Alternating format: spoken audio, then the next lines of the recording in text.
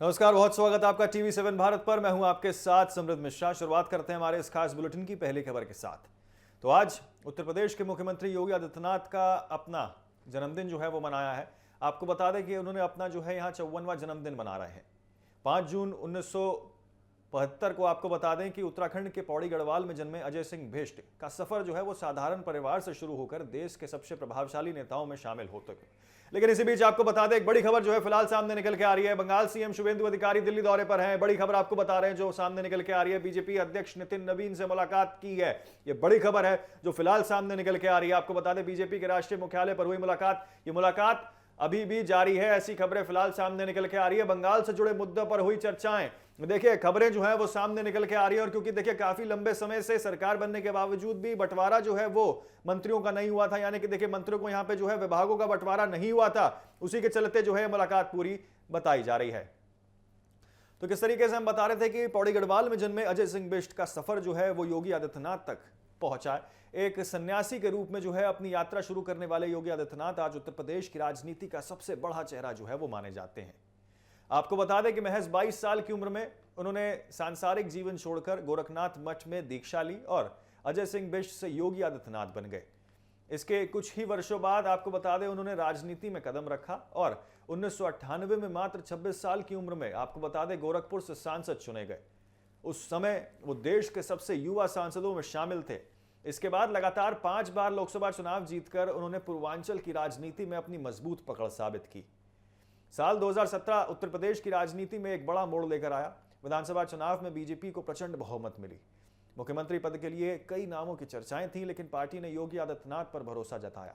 मुख्यमंत्री पद की शपथ लेने के साथ ही उनके सामने प्रदेश की कानून व्यवस्था, विकास और प्रशासनिक सुधार जैसी बड़ी चुनौतियां जो हैं वो थीं।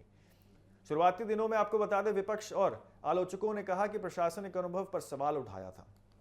हालांकि योगी सरकार ने कानून व्यवस्था को अपनी सबसे बड़ी प्राथमिकता बताया। अपराध और माफियाओं के खिलाफ कार्रवाई को लेकर सरकार की जीरो टॉलरेंस नीति काफी चर्चा में रही। अपराधियों की अवैध संपत्तियों पर जो है बुलडोजर कार्रवाई से आपको बता दें कि राष्ट्रीय स्तर पर जो है सुर्खियां भी बचोरी थी। यही वजह रही है कि योगी आदित्यनाथ का बुलडोजर मॉडल पूरे देश में जो है चर्चाओं का विषय बना हुआ है। कानून व्यवस्था के मुद्दे पर सरकार का दावा है कि संगठन अपराध और माफिया नेटवर्क पर प्रभावी नियंत्रण किया गया है। कई बड़े माफिया सरगनाओं के खिलाफ कार्रवाई करते हुए आपको बता दें उनकी संपत्तियां जब्त की गई हैं। समर्थक इसे योगी सरकार की सबसे बड़ी उपलब्धि मानते हैं। योगी सरकार के कार्यकाल में धार्मिक और सांस्कृतिक परियोजनाओं को भी जो है यहाँ विशेष महत्व मिला है। अयोध्या में राम निर्माण मंदिर और इसी के साथ आपको बता दें कि प्राण प्रतिष्ठा कार्यक्रम को सरकार की बड़ी उपलब्धि के रूप में गिना जाता है। इसके अलावा आपको बता दें काशी विश्वनाथ धाम कॉरिडोर का विस्तार, मथुरा वृंदावन क्षेत्र के विकास कार्य और प्रयागराज महाकुंभ की तैयारी में प्रदेश की धार्मिक पहचान को नई मजबूती जो है वो मिली है। पर्यटन के क्षेत्र में भी उत्तर प्रदेश ने जो है नई पहचान अपनी बनाने की कोशिश की है। अयोध्या, काशी और प्रयागराज जैसे धार्मिक शहरों में आने वाले पर्यटकों की संख्या में लगातार वृद्धि दर्ज की गई है। सरकार का मानना है कि इससे स्थानीय रोजगार और अर्थव्यवस्था को भी जो है काफी फायदा मिला है। इंफ्रास्ट्रक्चर विकास के मामले में भी योगी सरकार ने कई बड़े प्रोजेक्ट शुरू किए हैं। पूर्वांचल एक्सप्रेसवे और इसी के साथ आपको बता दें बुंदेलखंड एक्सप्रेसवे का निर्माण जो है वो पूरा हुआ है, जबकि गंगा एक्सप्रेसवे पर जो है तेजी से काम चल रहा है। नोएडा इंटरनेशनल एयरपोर्ट यानी कि जेवर एयरपोर्ट को देश की सबसे बड़ी जो है हवाई परियोजना में शामिल किया जा रहा है। इसके अलावा लखनऊ, कानपुर, आगरा और नोएडा जैसे शहरों में जो है मेट्रो नेटवर्क्स का विस्तार भी हुआ है। आपको ग्राफिक्स के माध्यम से भी समझाते हैं आखिरकार किस तरीके से यहाँ पे जो है योगी आदित्यनाथ का पूरा सफर जो है वो देखने को मिला है और किस तरीके से आर्थिक मोर्चे पे जो है यहाँ पर योगी सरकार ने जो है प्रदेश को $1 ट्रिलियन अर्थव्यवस्था बनाने का लक्ष्य जो है वो भी रखा है। तो इसी दिशा में आपको बता दें कि किस तरीके से ग्लोबल नैरेटिव इन्वेस्टमेंट समिट का जो है आयोजन भी यहाँ पर किया गया और पूरा उनका जन्म से लेकर यानी कि उत्तराखंड के पौड़ी गढ़वाल जिले में जन्मे अजय सिंह बिष्ट का सफर किस तरीके से योगी आदित्यनाथ बतौर यूपी के मुख्यमंत्री के रूप में रहता है वो हमने आपको बताया है।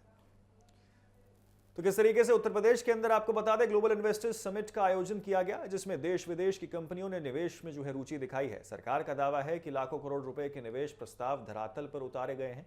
वहीं आपको बता दें कि 1 ट्रिलियन 1 प्रोजेक्ट यानी कि 1 डिस्ट्रिक्ट 1 प्रोजेक्ट की भी योजना जो है उसके जरिए स्थानीय उद्योगों और इसी के साथ पारंपरिक उत्पादों को जो है वैश्विक बाजार तक पहुंचाने की कोशिश की गई है। तो महिला सुरक्षा और प्रशासनिक सुधार भी जो है योगी सरकार के प्रमुख एजेंडों में रहे हैं। मिशन शक्ति अभियान के तहत आपको बता दें महिलाओं की सुरक्षा और जागरूकता पर जो है जोर दिया गया है। वहीं सरकारी योजनाओं में जो है पारदर्शिता लाने के लिए डिजिटल व्यवस्था को बढ़ावा दिया गया है। राशन वितरण से लेकर आपको बता दें विभिन्न योजनाओं के लिए लाभार्थियों तक जो है सीधे लाभ पहुंचाने की दिशा में जो है कई सारे महत्वपूर्ण कदम उठाए गए हैं। हालांकि योगी सरकार का कार्यक्रम आपको बता दें विवादों में भी जो है अछूता नहीं रहा है।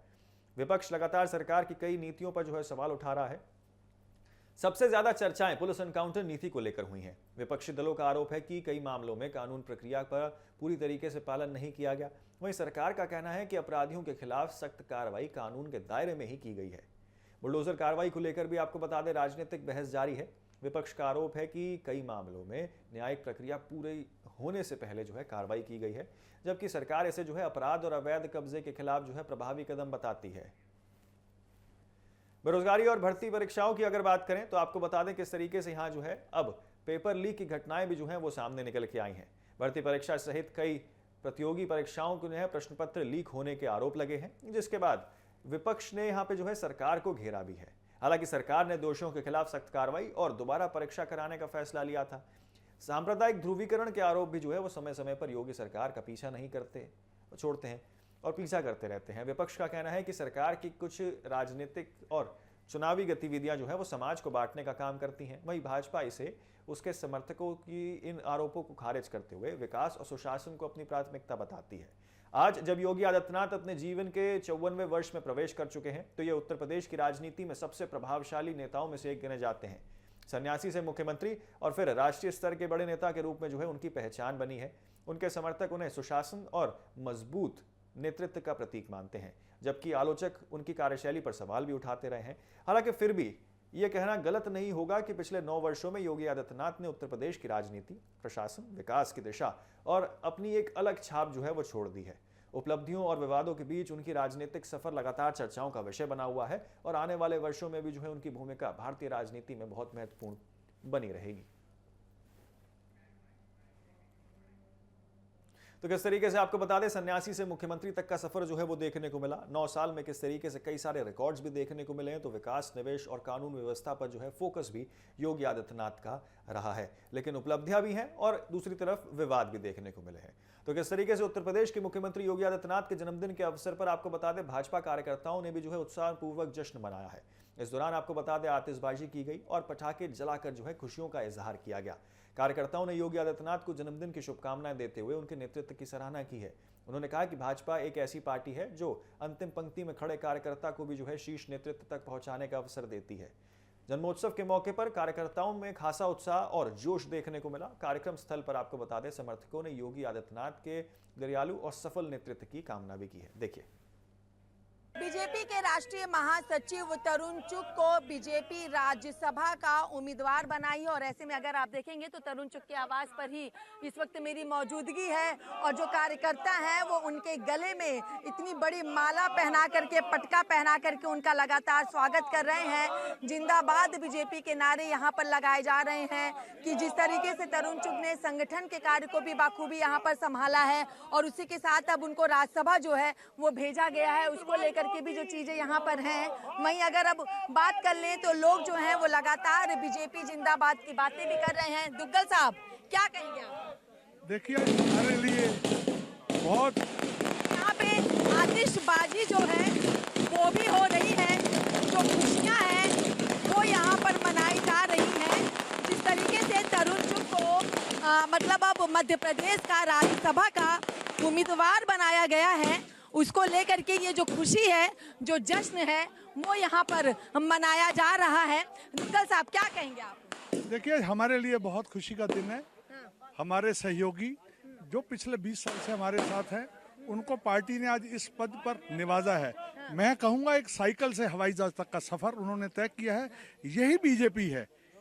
कौन से कार्यकर्ता को कब कहाँ बिठा दे, उसकी कार्यक्षमता को देखते हुए उनको शिखर तक पार्टी ने पहुंचाया है।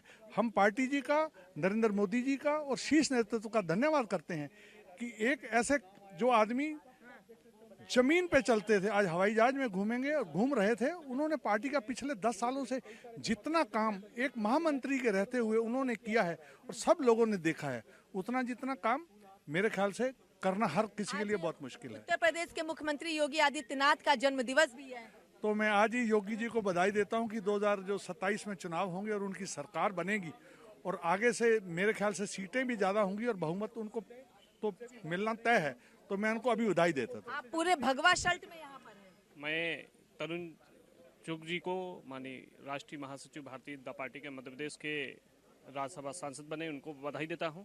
हमारे उत्तर प्रदेश के यशस्वी मुख्यमंत्री हिंदू सम्राट माननीय योगी जी को मैं आपके माध्यम से मैं बधाई देता हूं। 27 में भारतीय जनता पार्टी 350 सीटें जीतने जा रही है, सपा की जमानत जब्त होने जा रही है। मैम क्या कहेंगी आप लोगों की यहाँ पे मौजूदगी है, तरुण चुग को राज्यसभा जी ने हाँ। बड़े भाई जैसे हैं हमारे, पिछले 20 साल से उनसे संपर्क है। हमने उनको जो अभी बड़े भाई तुगल जी ने कहा है कि साइकिल से हवाई जहाज का सफर करते देखा है, हमने उन्हें दरियां बिछाते भी देखा है, कुर्सियां लगाते भी देखा है और पूरे भारत का प्रवास करते भी देखा है। और हर कार्यकर्ता की जिस तरह से वो संभाल करते हैं, जो मोदी जी ने कहा है कि आखिरी पंक्ति वाला व्यक्ति भी आपका अपना है, उस नीति को लेकर जो मोदी जी की वो कार्य करते हैं, जो मोदी जी की बातों को आगे रख के, पार्टी की नीतियों को आगे रख के वो चलते हैं, वो सराहनीय है। और उसी चीज़ का पार्टी ने उन्हें फल दिया है। वो एक आज भी राज्यसभा सांसद को एक उपहार नहीं, एक दायित्व मानकर वो काम करेंगे, ऐसा हमें उन पर पूर्ण विश्वास है। हम उन्होंने सभी कार्यकर्ताओं को परिवार की तरह देखा है और आगे भी पिछले 10 सालों से वो पार्टी में अच्छे पद पे रहे हैं।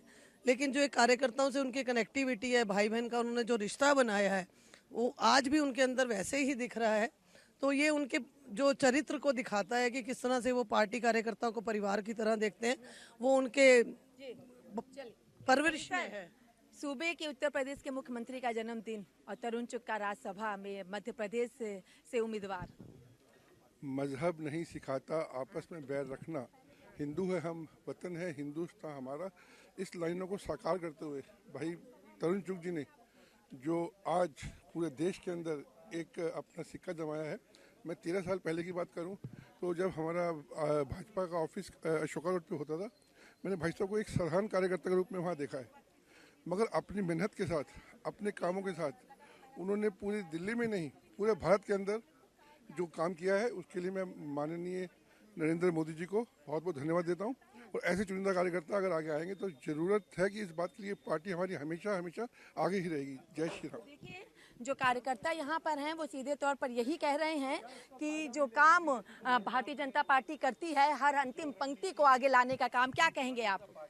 हम लोगों में जो आपने कहा अंतिम पंक्ति के कार्यकर्ताओं में बहुत खुशी है। अब हम लोग छोटे कार्यकर्ता हैं और संघर्ष कर रहे हैं दिल्ली में। भाई साहब ने हमें टिकट भी दिया, चुनाव लड़वाया, चेयरमैन बनवाया। तो एक छोटे से छोटे हम लोग एकदम विद्यार्थी परिषद से आए थे, इन्होंने बहुत मदद किया और इनको कार्यकर्ता की समझ भी है। तो आदरणीय तरुण चुग जी का आज राज्यसभा में जाना एक छोटे कार्यकर्ता की बड़ी जीत है। आप ये कहेंगे कि एक छोटे कार्यकर्ता की बहुत बड़ी जीत है और दीनदयाल जी की जो विचारधारा है उसको आगे बढ़ाने में तरुण चुग जी का बहुत बड़ा रोल रहा है, उसके रोल मॉडल एक तरह से मान लीजिए। और ये हम सब कार्यकर्ताओं की जीत है। हम लोग दिल से नरेंद्र मोदी जी का आभार प्रकट करते हैं, बहुत बधाई देते हैं कि आज उन्होंने इस तरह के कार्यकर्ता को इतना बड़े रोल में लाया है। महादेव और इनको आगे बढ़ाएंगे, ये ऐसी कामना करें। चलिए तो देखिए जो लोग हैं वो कह रहे सर क्या कहेंगे आप तरुण चुग जी का राज्यसभा में पहुंचना?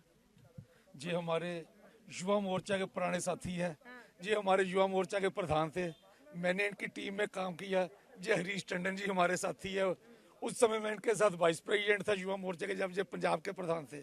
और ये हमारे हरीश टंडन जी कैशियर थे। और ये बहुत अच्छी नेचर है इनकी और शुरू से ही बहुत मेहनती और पार्टी के लिए कर्मठ कार्य करता है, जिन्होंने बूथ स्तर से काम शुरू किया और आज मोदी जी ने इनको राज्यसभा में जाने का मौका मिला। जे नेशनल टीम में सेक्रेटरी, महामंत्री और हर तरह का काम किया। और हम यही से देख जिनका इनको जानते हैं, ये बहुत बढ़िया कार्य करता है पार्टी के लिए। और हमें उम्मीद है कि जहां पार्टी का नाम ऊंचा करेंगे वहां हमारे पंजाब का नाम भी ऊंचा करेंगे। जय श्री राम। देखिए पंजाब का नाम तो ऊंचा, आपने जय श्री राम भी बोल दिया। सूबे के उत्तर प्रदेश के मुख्यमंत्री का जन्मदिन भी है आज। हाल है, उनको जन्मदिन की बहुत बहुत बधाई, बहुत बहुत मुबारक। चलिए तो देखिए बहुत बहुत मुबारक तरुण जी को और बहुत बहुत धन्यवाद माननीय नरेंद्र मोदी जी का, अमित शाह जी का, नितिन नवीन जी का, जिन्होंने एक कार्यकर्ता को राज्यसभा मेंबर बनाया और हमारे पंजाब का जिन्होंने नाम ऊंचा किया है। पंजाब से जहाँ पे आकर बहुत मेहनत की है। ये भारतीय जनता पार्टी के बहुत कर्मठ और मेहनती कार्यकर्ता हैं। चलिए तो देखिए कार्यकर्ताओं में काफी जोश है, क्या कहना चाहेंगे सर आप? चलिए कार्यकर्ताओं में काफी जोश है और वो भी अपनी खुशियों को जाहिर कर रहे हैं। बहुत बहुत बधाई हो जी तरुण चुग जी को। आपके माध्यम से मैं बताना चाहता हूँ, बहुत ही अनथक मेहनत करके इन्होंने यहाँ पर ये मुकाम हासिल किया है।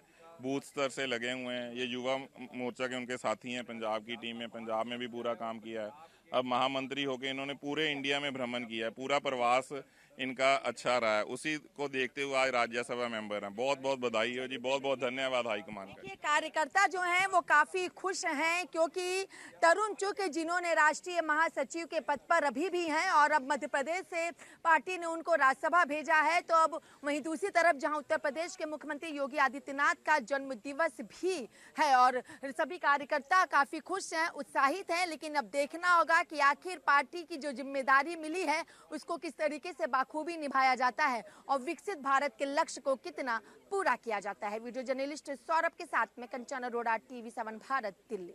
तो आपने देखा किस तरीके से बीजेपी के राष्ट्रीय महासचिव और मध्य प्रदेश से राज्यसभा उम्मीदवार तरुण चुग ने TV7 भारत से जो है खास बातचीत में आपको बता दें कि पार्टी नेतृत्व का आभार जताया है। अभी हमने आपको थोड़ी देर पहले तस्वीरें दिखाई किस तरीके से कार्यकर्ताओं में जो है खासा उत्साह देखने को मिला था। उन्होंने कहा कि संगठन में पोस्टर लगाने से लेकर महामंत्री तक की जिम्मेदारी उन्हें मिली है और आज राज्यसभा भेजे जाने के बावजूद वो खुद को एक साधारण कार्यकर्ता ही मानते हैं। चुग ने कहा कि उनकी पीढ़ियां संघ और संगठन के लिए जो है निरस्तर भाव से काम करती रहेंगी। वहीं उन्होंने राहुल गांधी पर निशाना साधते हुए कहा कि वो पहले भी बिना तर्क की बातें करते थे और आज भी वही करते हैं। सुनिए। बीजेपी ने राज्यसभा उम्मीदवारों के नामों का ऐलान कर दिया है। बात कर लेना चाहेंगे बीजेपी के राष्ट्रीय महासचिव और मध्य प्रदेश से राज्यसभा के उम्मीदवार तरुण चुग हमारे साथ मौजूद हैं। सर, पार्टी ने राज्यसभा का उम्मीदवार बनाया है, क्या कहेंगे? मैं प्रधानमंत्री श्री नरेंद्र मोदी जी का, देश के गृह मंत्री अमित शाह जी का, पार्टी के राष्ट्रीय अध्यक्ष नितिन नवीन जी का, पार्टी हाईकमान का धन्यवाद करता हूं जिन्होंने एक वॉल राइटिंग करने वाले, एक पोस्टर लगाने वाले, बूथ पर बैठने वाले छोटे से कार्यकर्ता को राष्ट्रीय महामंत्री तक पहुंचाया और अब मुझे राज्यसभा का टिकट दिया है। मैं उनका कोटि कोटि धन्यवाद करता हूं। और पिछली 3 पीढ़ियों से मेरा परिवार संगठन के काम में लगा है और बिना लालच लोभ पीढ़ी दर पीढ़ी हम संगठन के काम को बढ़ाने के लिए लगे रहेंगे। कितनी बड़ी जिम्मेदारियां हो जाएंगी, क्या कुछ चुनौतियां बन जाएंगी, किस तरीके से बातों को, क्योंकि देश के सबसे बड़े सदन में अब आप वहां पर पहुंचेंगे अपने तथ्यों को, अपनी बातों को रखने के लिए।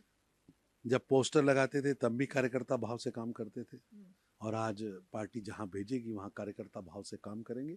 राष्ट्र प्रथम की सोच को सामने रखकर अपने नेतृत्व की कदमों को समझते हुए उनके पीछे कदम ताल करते हुए चलते रहेंगे। पंजाब को लेकर अगर बात की जाए तो आपके नेतृत्व में कई तरीके की उपलब्धि पार्टी ने पंजाब में पाई, अपना विस्तार भी किया है। आने वाले दिनों में इसे कैसे देखेंगे?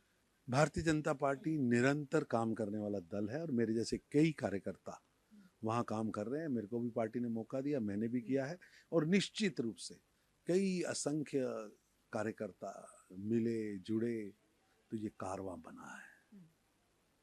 एक समय था भारतीय जनता पार्टी को कुछ सीरियसली नहीं लेता था। आज 22 प्रदेशों में हमारी सरकार।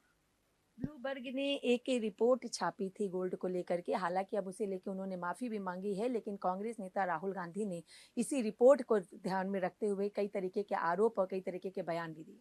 ऐसा कि राहुल गांधी मंद बुद्धि बालक की तरह व्यवहार कर रहे हैं, भारत को बदनाम करने के षड्यंत्र रच रहे हैं।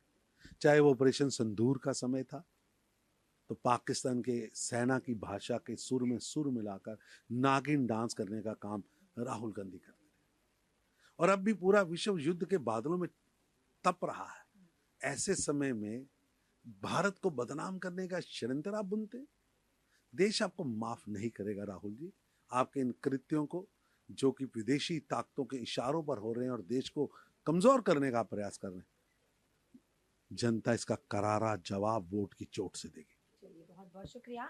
हमने बात की बीजेपी के राष्ट्रीय महासचिव और राज्यसभा के उम्मीदवार तरुण चुग से। वीडियो जर्नलिस्ट सौरभ के साथ में कंचन अरोड़ा, TV7 भारत, दिल्ली। आगे बढ़ते हैं। आपको बता दें कि नोएडा के सेक्टर 113 थाना पुलिस ने ऑनलाइन बेटिंग और ठगी करने वाले एक गिरोह का भंडाफोड़ करते हुए आरोपियों को गिरफ्तार किया है। पुलिस ने आरोपियों के कब्जे से आपको बता दें 3 laptop, 26 mobile phone, 5 ATM card, 20 SIM card, इसी के साथ वाईफाई राउटर समेत कई इलेक्ट्रॉनिक उपकरण बरामद किए हैं। जांच में सामने आया है कि आरोपी सोशल मीडिया पर विज्ञापन देकर लोगों को रुपए दुगने करने का लालच देते थे और वेबसाइट्स और मोबाइल ऐप के जरिए ऑनलाइन बेटिंग में फंसा देते थे।